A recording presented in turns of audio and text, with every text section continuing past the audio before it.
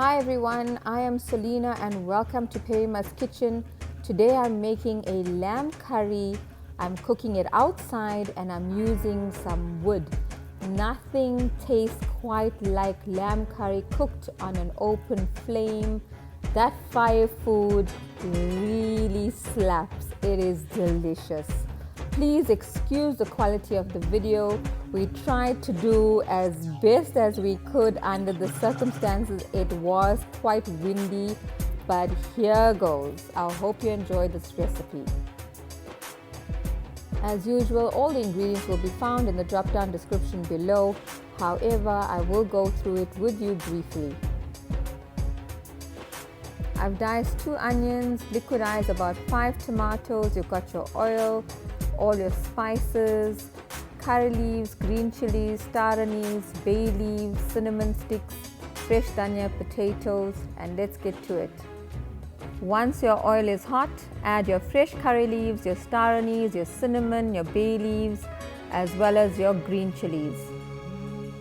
And it's important at this point to let all of your spices sizzle in the oil for a few seconds before you add your diced onion. Make sure that your tomatoes in the meantime are already prepared, as well as you've taken out all your spices. Today I'm adding my tomato first because the heat is quite high. So all the liquidized tomatoes in, followed by all my spices. There's my masala, chili powder, turmeric, coriander powder, Jeera powder, and 2 teaspoons of crushed ginger and garlic. Don't forget to add a leveled teaspoon of sugar, and if you used diced tomatoes, close your lid for a little while so it can break down before you add your curry pieces.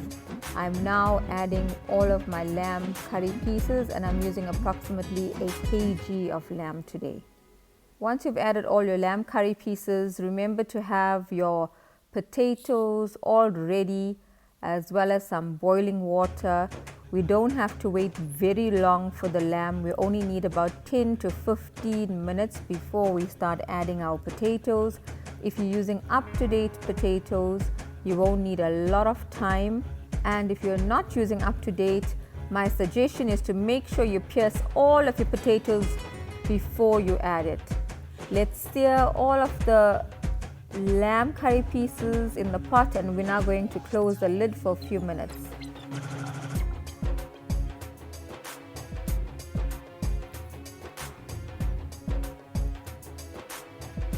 After about 10 to 15 minutes,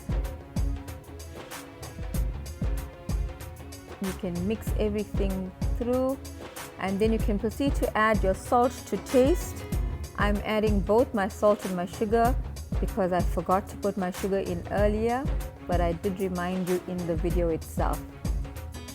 Once you've added your salt, you can give it literally another 5 minutes and then add all of your potatoes.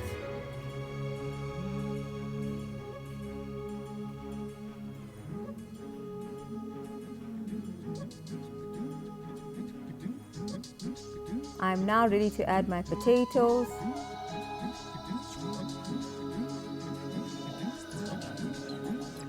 And I'm using about 5 potatoes today that I've halved. You can also now add about a cup of boiling water.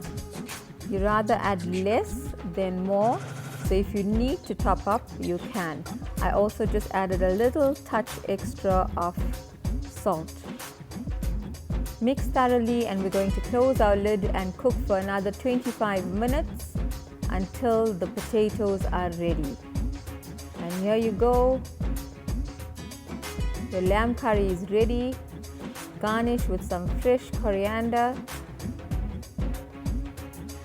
and serve. I hope you enjoy this recipe. It's really delicious.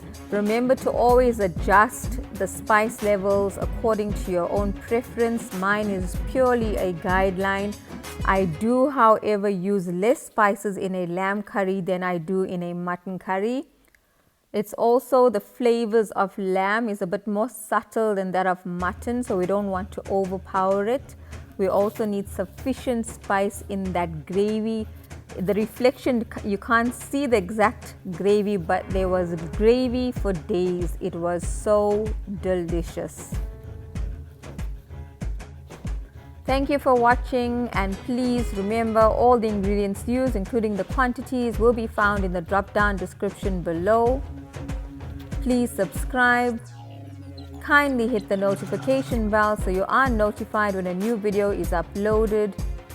Please like and share, and your comments are always very welcome. See you again soon in Perima's Kitchen. I am Selena.